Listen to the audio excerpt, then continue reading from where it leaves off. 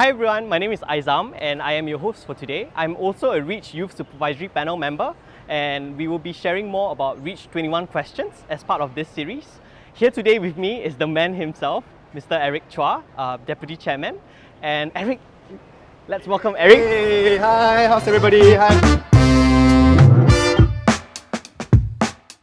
Why are we here today, Eric? Right, we are now at Mei Ling Market and Food Centre. It is actually one of 4 markets and food centres in Queenstown. We have ABC, we have Alexandra Village, we have Tanglin Hop, but Mei Ling is a hidden gem. I'm here to bring you to Mei Ling and to find out more about the treasures within. Should we go? Yep, let's go.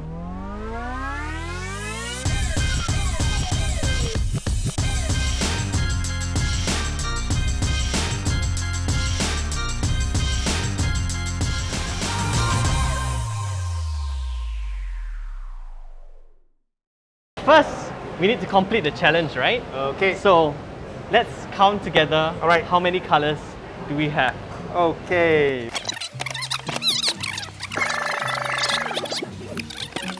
So we have already completed, the 10 colour challenge food, right? And then we got excess of 90 cents as well. So, it's a successful challenge. Yes. Which also means that we can eat all of it. All we can eat. Yeah. Since we are already eating now, Yep. what is one hawker food that you would eat for the rest of your life? Well, my favourite food is chicken rice, but since you say for the rest of my life, I think I would choose cha. What is an ideal Sunday like for you? Ideal Sunday, I wake up early. Well, I'm not a morning person, but I try, right? And I would do my grocery shopping at the markets. I like to go to the wet markets just to interact with the hawkers, and then go back home, have a quick breakfast with the family, and then head out for community work. And then by late afternoon, I hope that I would be home, spend some family bonding time. Is there anyone that you would like to have a meal with? Sylvia for NOC, because I think that she's a big proponent of mental health and mental health issues in Singapore. I think there's a lot of scope that we can work together on that. What do you think is one thing that keeps you up at night? Issues that I'm championing at the ministries. So recently I've just went on another walk, as I've always been with many ground-up groups. If you had a superpower, what would that superpower be? I actually don't care what superpowers I'm given. So just give me my band of brothers, make sure I have my fellow Avengers, right? And then we can together fight evil, and don't make me wear underwear on the outside. If there's one fact or one thing that you think Singaporeans should know about REACH. REACH is actually very cool, right? REACH is actually on TikTok.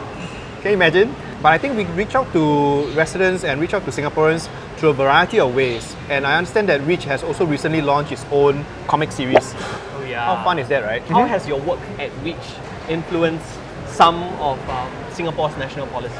Through that channel, REACH's channel, that the feedback came in from the residents and from Singaporeans. And then the government took quick action to make sure that, the feedback is not just heard, but also acted upon. There's this thing called listening points Yes. at REACH, right, that we do. Yes. What do you think is the most memorable listening point? Aizam, you've been asking me a lot of questions. It's time for me to ask you one back. So, on this thing about listening point, I understand you have been doing listening points on wheels, right? So, would you like to share how that experience has been? When we do REACH listening points, we also give out like different freebies or Yeah. different fun stuff. Right. And seeing the little kids just bright up and like smile when they get like a cookie or goodie is always nice to see at night. And then at the same time, you just interview the parents. Yeah. So how does REACH ensure that voices from the silent majority are actually heard? Actually, REACH, tries to touch as many groups as possible. And rest assured that this feedback actually goes back to the government, to the relevant agencies and ministries, and then this will be seriously considered in policy making. All this asking questions and answering has made me hungry again. So should we just dig in now? Sure. A few moments later. Wow, this was so good. Yeah. Hey, all finished. Very good. Yeah, Yep. we finished it all. Yummy. Should we go and return the tray? Yep, let's return the trays. Let's go. Okay. Okay. Right. Now that we've returned the tray already, where are we going next, Eric? I will bring you to a secret place that I think most people haven't found out before. Are you ready to go with me? Okay, let's go. Okay. Wow. This has like the very nostalgic, classic kampong vibes. Where are we? Very old school vibes, right? So Yeah. this is actually a reenactment of what we call Bo Bei Kang. And Bo Bei Kang actually in Hokkien stands for No End River.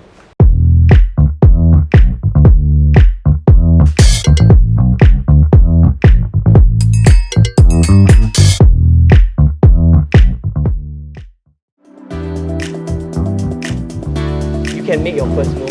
Alright, let's go. What is your hope for the youth of today?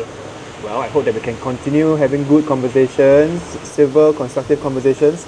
So how do you envision then, like, youth ambassadors to be like in this digital era? I think what's more important is for our youngsters, our youth ambassadors to really realize that different groups will actually have different voices and different opinions about what they think is right or wrong or good or bad. So why do you think mental health is increasingly becoming more important amongst youths? One thing is COVID, especially in recent years, right? It has been exacerbated by the changes in the way things are being done. But I think beyond that, just the way society communicates today, mainly via social media. Youngsters are actually social media natives, right? Okay, maybe try this one later. The way we communicate in social media and the way we project ourselves is also different. I think that's also why you might be contending with different things. What is one blessing that you have personally experienced due to work regulations brought about from COVID? I think I also have a bit more time to spend with my 1-year-old boy and my wife, so I think that's great as well. What is your normal day at work like? I head off for work at about 8 plus in the morning, reach office, and then the day goes. Then by about 7 in the evening, I tend to wind down, switch gear to community. So I tend to do grassroots meetings, grassroots events. Yeah, so that's a typical way how it goes. How would you, like, maybe in one word, describe youths? One word, hope lah. Because youth are our future, right? And they really are the ones who steer Singapore into the future. And they must be the ones who take ownership. What is perhaps was your most challenging task as a fireman? I have carried highly decomposed bodies before, and that was during the operations at Thailand, Khao Lak. What is the coolest job you've worked as? Every job I work at is cool. Which moment of your life would you like to relive? There's nothing I want to relieve. What do you anchor on when making tough decisions? With policy, just make sure we get a good balance of all the different groups' interests. If you had to be someone for a day, who would it be?